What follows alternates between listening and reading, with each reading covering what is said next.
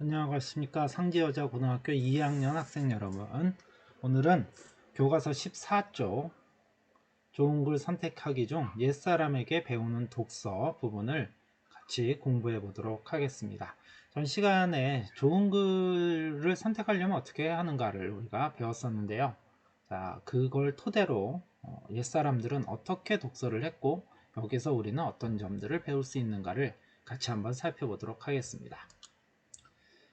옛사람에게 배우는 독서 정민 교수입니다. 자, 처음 부분부터 한번 같이 보도록 하겠습니다. 누구나 살아오는 동안 마음 깊이 간직한 책이 있게 마련이다. 어린 시절 종이가 너덜너덜해지도록 읽었던 동화부터 길을 몰라 방황하던 청소년 시기에 묵직한 충격으로 제 자리를 찾게 해준 책이 있다. 학문의 길에서 만난 인생의 스승이 된 고전도 있다. 정민 선생님은 아주 어려서부터 한문학을 공부하신 분인데요. 어쨌든 이분이 학문의 길에 또 자기의 그 인생 목표로 삼을 수 있는 그런 내용들이 담겨 있는 그런 책들을 읽은 경우도 있겠죠. 우리도 또 그런 책들을 찾을 수도 있겠습니다. 또 늘 힘이 되고 일깨움을 주는 몇 권의 책이 함께 할 수 있다면 그의 독서는 쓸쓸하지 않을 것 같다. 여기까지가 처음 부분이죠. 결국 누구나 이제 삶에서 참 마음 깊이 간직한 책이 존재한다 라고 얘기하고 있고요. 우리도 우리의 그 지금까지의 삶 중에 어떤 책들이 내 마음속에 들어있는가 한번 생각해보는 계기가 될 수도 있을 것 같아요. 자, 중간 부분 계속 가보도록 하겠습니다. 책은 우리 주변에 쌓여 있다. 우리는 다양한 목적으로 책을 읽는다. 이 부분 독서 목적이죠. 그러니까 공부에 도움을 받으려고 지식을 쌓기 위해서 읽기도 하고요. 교양을 쌓기 위해서 읽기도 합니다. 문제 해결을 위해서 정보를 책에서 얻기도 하고요. 뭐 이런 것들도 상당히 많죠. 여가 생활을 위해 책을 펼치기도 합니다. 마음 편하게 또 즐거움을 얻기 위해서 재미를 얻기 위해서 책을 펼치기도 합니다. 가보지 못한 곳, 겪어보지 못한 일, 갈 수도 없는 옛날도 책을 통하면 자유롭게 오갈 수 있죠. 책은 시공을 초월해서 다른 사람의 생각을 깊이 있게 이해할 수 있고 상대와의 대화에서 화제를 깊고 풍부하게 만들어줄 수가 있습니다. 뭐 이런 것들이 이제 우리가 독서의 가치라고 볼 수가 있겠죠. 자, 여기까지 다양한 독서의 목적과 독서의 가치를 이야기를 하고 있습니다. 그렇다면 책은 어떻게 읽어야 할까? 목적에 맞으며 가치 있는 책을 선택하고, 그러니까 올바른 독서를 위한 전제 조건, 책을 선택하는 거죠. 그리고 두 번째, 적절한 방법, 독서의 방법을 우리가 또 알아봐야 되겠습니다. 독서의 목적이 다양하듯 독서의 방법도 일정할 수 없습니다. 자, 여기서부터 이제 독서의 방법들이 몇 가지 나오는데요. 같이 한번 볼까요? 흔히 정독, 교과서 왼쪽에 나에게 뜻풀이가 되어 있죠. 뜻을 새겨가며 자세히 읽는다. 또 다독, 또 많이 읽는다를 두고 바른 독서의 방법을 묻곤 합니다. 사람들이 책을 아주 꼼꼼하게 자세히 잘 읽어야 합니까? 또 책을 많이 읽어야 합니까? 이렇게 물어보는데요. 여기에 정해진 답은 없어요. 정독할 책은 또 정독하고 다독할 책은 다독하면 됩니다. 그러니까 독서의 목적과 필요에 따라서 독서 방법이 다 달라진다는 거죠. 옛사람들은 정독을 위해 같은 책을 수십 번, 수백 번 다독하는 방법을 택했습니다. 그러니까 정독, 다독 어떤 것이 답이 되지는 않는다. 정독하기 위해서 많이 읽어봤다 라고 얘기하는 거고요. 그래서 옛사람들은 100번 읽어서 뜻이 통하지 않는 글은 없다 라고 이야기하기도 했습니다. 많이 읽어보면 내 나름대로 뜻을 우리가 알 수 있게 된다는 얘기죠. 또 새겨서 마음속에 새겨야 할 책들은 또 새겨서 읽고요. 그때그때 필요한 정보는 필요할 때마다 꺼냈으면 됩니다. 일생을 함께 해야 할 지혜를 소설책 읽듯이 흘려 읽을 수도 없고 깊은 사색이 필요한 주제를 만화책 보듯 해서도 안 된다. 소처럼 여러 차례 되새김질해서 하나하나 음미하여 읽어야 할 때가 있고요. 그러니까 뜻을 새기고 글의 내용을 곱씹어서 두 번, 세 번 계속 읽어야 할 때가 있고, 고래가 큰 입을 벌려 물고기와 새우를 한꺼번에 살펴버리듯 삼켜버리듯 해야 할 때도 있습니다. 두루 많이 읽어야 할 때도 있어요. 모든 책을 처음부터 끝까지 읽을 필요도 없고요. 수없이 되풀이해서 읽어서 한 부분만 손때가 묻은 책도 있어야 합니다. 그러니까 결국 독서의 목적에 따라 독서의 방법도 매우 어떻다? 다양하다. 이렇게 얘기할 수 있는 거죠. 사람들은 저마다 자신에게 맞는 독서법을 찾아 다양한 방법으로 책을 읽었습니다. 몇 가지 예를 소개한다. 한문학자이기 때문에 우리 옛 선비들의 독서 방법들을 여기서 소개를 하고 있습니다. 홍석주라는 선비는 한꺼번에 여러 종류의 책을 함께 읽는 방법을 썼어요. 그것은 바쁜 벼슬아치의 빡빡한 일정 속에서도 책을 손에 놓지 않았습니다. 아침에 머리 빗을 때는 읽는 책과 안채 베개맡에 두고 읽는 책이 달랐고, 사랑채에 있을 때 곁에 두고 읽는 책은 또 따로 있었습니다. 목적에 따라 읽는 책이 달랐다는 것인데, 요즘식으로 말하자면 버스, 지하철, 기차에서 이동 시간에 읽는 책, 집과 사무실에서 여가 시간에 읽는 책이 다 달랐던 셈입니다. 홍석주는 본격적인 탐구가 필요한 내용은 관련 주제의 책을 모아놓고 집중적으로 읽었다. 형편에 따라 쉬지 않고 부지런히 야금야금 폭넓게 읽었다. 자, 그래서 이제 홍석주의 독서 방법은 이런 거라는 거죠. 여기 괄호친 부분. 여러 권의 책을 독서 목적과 필요에 따라 다양한 방법으로 읽어 나갔대요. 그래서 한 권의 책을 처음부터 끝까지 쫙 읽는 게 아니고 여러 권들을 쭉 놓아두고 다양하게 계속해서 야금야금 계속 읽어 나갔다는 거죠. 한 권의 책을 다 읽을 만큼 길게 한가한 때를 기다린 뒤에야 책을 편다면 평생 가도 책을 읽을 만한 날은 없다.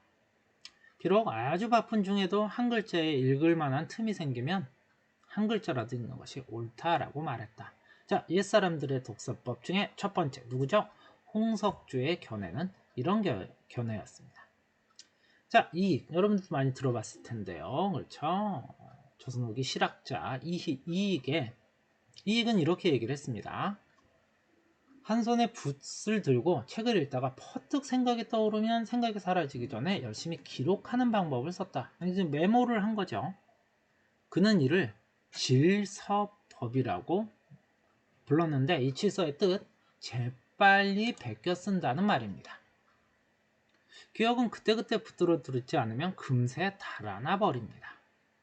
그는 사서와 삼경이죠. 읽다가 떠오른 의문과 조사에서 찾은 내용, 그리고 자신의 생각을 기록해 두었다가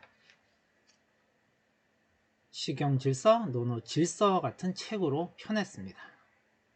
작은 기록이 쌓여 큰 학문을 이룬 것이죠. 자, 이게 독서법은 뭐였죠? 질서법이에요. 요즘으로 말하면 뭐죠? 생각나는 대로 계속해서 뭐를 한 거예요?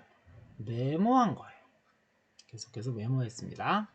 자, 그리고 또 다른 사람의 예가 나오고 있죠. 예시로 이루어진 문장, 글이라고 볼 수가 있겠죠. 김득신이라는 분은 어떻게 했느냐? 독서 방법. 훌륭한 문장을 가려 뽑아 책상 위에 놓고 몇만 번씩 숫자를 헤아려가며 되풀이해서 읽었습니다.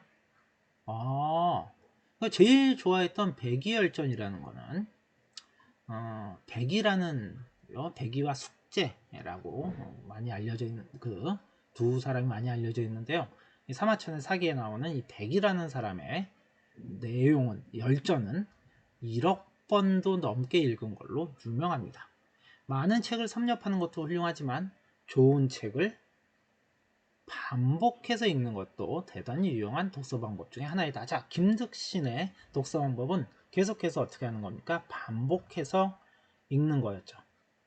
아까 홍석주의 독서 방법과는 어때요? 좀 차이가 있죠? 자, 여기까지 이제 옛사람들의 독서 방법, 다양한 독서 방법들을 쭉 제시를 해줬어요. 그리고 이제 끝부분 어떻게 정리를 할까요? 같이 보겠습니다. 이상적인 독서법은 한 가지만 있는 것이 아니다. 사람마다 개성이 다르듯 그때그때 필요한 방법과 태도가 달라야 한다. 우리는 다양한 목적을 가지고 책을 읽는다. 학업과 교양, 문제 해결과 여가 활용, 그리고 타인과의 관계 유지 등 독서의 목적은 다양하다. 그러므로 독서의 목적과 필요에 따라 알맞은 책을 선택해 효율적으로 읽는 방법을 익혀야 한다. 이 글을 쓴 필자가 생각하는 올바른 독서 방법이죠. 목적과 필요에 따라 책을 선택할 때에는 우선 좋은 글을 선택해야 하지만 글이 아무리 훌륭해도 내 수준에 맞지 않으면 소화불량에 걸린다. 남들이 다 좋다고 해도 내게는 맞지 않는 글도 있다. 따라서 목적에 따라 가치 있는 글을 선택하되 자신의 수준에 맞는 글을 선택해야 한다. 자, 이 부분 독서의 목적, 독자의 수준 고려해서 독서 방법을 익혀야 한다. 병증은 병의 증상이죠. 맞는 약은 약국에 다 있다. 근데 아무 약이나 먹어서는 병이 낫지 않을 뿐만 아니라 오히려 더 악화된다. 의사의 처방이 있어야 약사가 그것을 조제해준다. 잘 안 낫던 병이 약을 먹으면 금세 낫는다. 책도 닥치는 대로 읽어서는 오히려 안 읽니만 못할 수도 있다. 독서에도 전략이 필요하다. 곁에서 조언을 해주는 조력자의 역할도 중요하다. 양분을 고르게 섭취해야 건강해지듯이 생각에도 균형이 필요하다. 그러니까 하나의 글 또는 한쪽의 글, 하나의 내용, 좋아하는 것만 읽어가다 보면 그죠? 정신이 건강해지지 못할 수도 있다는 얘기죠. 독서는 생각의 균형을 잡아주는 저울이다. 독서의 의의죠. 여러 번 시행착오를 거치면서 조금씩 바로잡아 내게 꼭 맞는 방법을 찾아내는 과정이 필요하다. 옛사람들이나 선배들의 독서법에 관한 책을 찾아 읽어 자신에게 적용해 보는 것도 유용한 방법이다. 독서 전략과 조력자의 필요성. 그래서 여기까지 올바른 독서, 책을 읽는 방법은 어떤 것이 있을까에 대해서 쭉 이야기를 해 주었습니다. 자, 정리를 한번 해보는데요. 먼저 정민 선생님 한문학 연구자이고요. 고전에 담긴 전통의 가치와 멋을 현대의 언어로 되살려 어렵게 느껴지는 고전을 쉽고 재미있게 풀어냈대요. 개인적으로 선생님 대학교 때 은사님이시기도 하고요. 여러 가지 글들이 있는데 정민 선생님이 들려주는 한시 이야기는 좀 저학년들이 읽기가 좀 좋고요. 한시 미학 산책과 같은 글들을 우리 한시에도 현대시 못지않은 다양한 표현 방법과 아름다운 언어들이 존재한다라는 것을 이야기하고 있습니다. 그리고 또 다산 선생의 지식경영법 이런 것들도 우리가 읽어볼 만한 가치가 있는 아주 훌륭한 책이라고 볼 수가 있어요. 자, 핵심 정리해 볼게요. 수필이고요. 옛사람들의 독서법 주제는 독서 목적과 필요에 따라 알맞은 책을 선택해 적합한 독서 방법으로 읽자가 주제가 되겠죠. 이 글은 옛사람들의 독서법을 제시하면서 독서 목적에 맞고 가치 있는 책을 선택하여 적절한 독서 방법을 읽어야 한다는 내용을 전달하고 있다. 즉, 조선시대 학자들의 독서법을 예로 들어 자신에게 적합한 독서 방법을 찾아 익히는 과정의 중요성을 제시하고 있다. 자, 정리해 볼게요. 이 글의 처음은 누구나 삶에서 마음 깊이 간직한 책이 존재한다부터 시작해서 중간 부분 굉장히 다양한 사람들의 독서법을 통해서 독서 방법들을 제시하고 있습니다. 거기는 이제 홍석주라는 분, 이익이라는 분, 김득신이라는 분들이 있었죠. 끝부분 독서의 목적, 책의 가치, 독서의 수준을 고려한 독서 전략의 필요성을 이야기함으로써 글을 마치고 있습니다. 자, 독서의 목적. 이 글에서 얘기하는 독서의 목적은 공부에 도움을 받기 위해서 또는 교양을 쌓기 위해서 문제 해결을 위한 정보를 얻기 위해서 여가 활용을 위해서 타인과의 관계 유지를 위해서 독서를 한다라고 이야기를 했고요. 독서의 가치는 삶의 길잡이가 되어지며 학문에 도움을 주죠. 또 간접 경험을 하게 해줍니다. 여러분들 1학기 문학 시간에 다양한 사람들의 삶의 모습을 간접 경험을 해봤죠. 그럼으로써 사람들에 대한 이해, 시공을 초월해서 다른 사람들의 생각을 이해할 수 있는 간접 경험을 통해서 정말 다른 사람들이 이렇게 많이 존재하고 있고 이 사람들은 이런 생각들을 하고 있구나라는 것을 이해하고 자신의 생각의 폭을 넓혀가게 하는 그런 아주 중요한 역할을 하죠. 상대와의 대화에서 화제를 깊고 풍부하게 해주고요. 생각의 균형을 잡아주게 됩니다.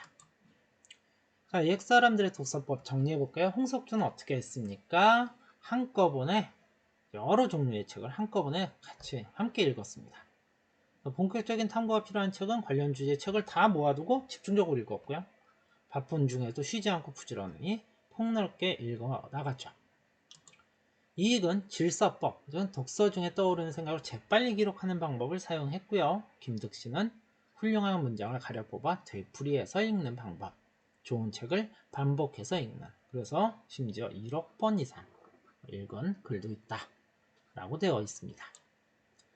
자, 올바른 독서 방법, 독서의 목적에 맞으며 가치 있는 책을 선택해야 되고요. 자신의 수준에 맞는 책을 선택해서 독서의 목적과 필요에 따라 독서 방법과 전략을 달리하고 자신에게 꼭 맞는 독서 방법을 찾아 나가야 되겠죠. 자, 뒷부분 뒤에 부분에 여러분들 19쪽에 보면 2번 쇼펜하우어의 올바른 책의 선택 중에서 나와 있는 부분 같이 살펴보면서 이 시간 마무리하도록 하겠습니다.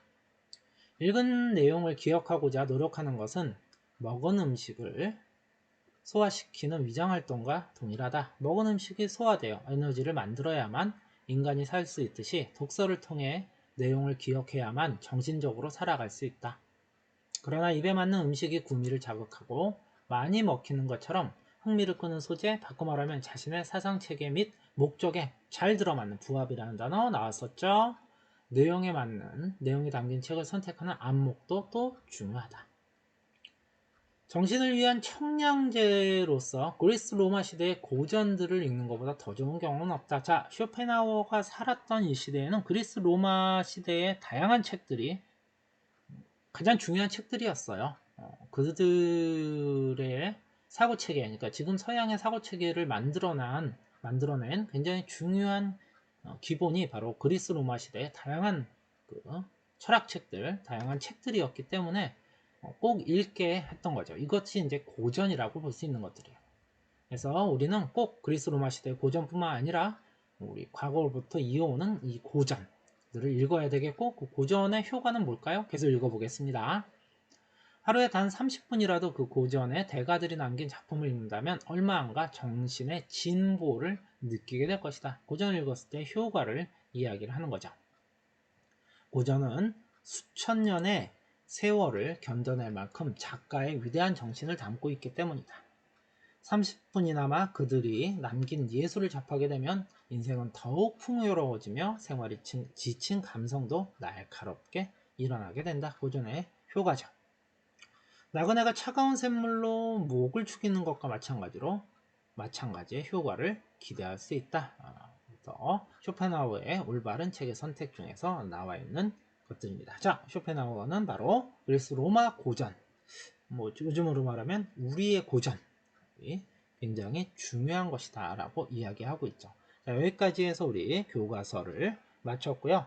독서 역량 기르기 학습활동 부분은 파일로 정리해서 여러분들 클래스팅에 올려주도록 하겠습니다. 자, 지금까지 수고 많으셨고요. 다음에는 또 다른 선생님이 계속해서 교과서 진도 나가도록 하겠습니다. 여러분들 수고 많으셨습니다.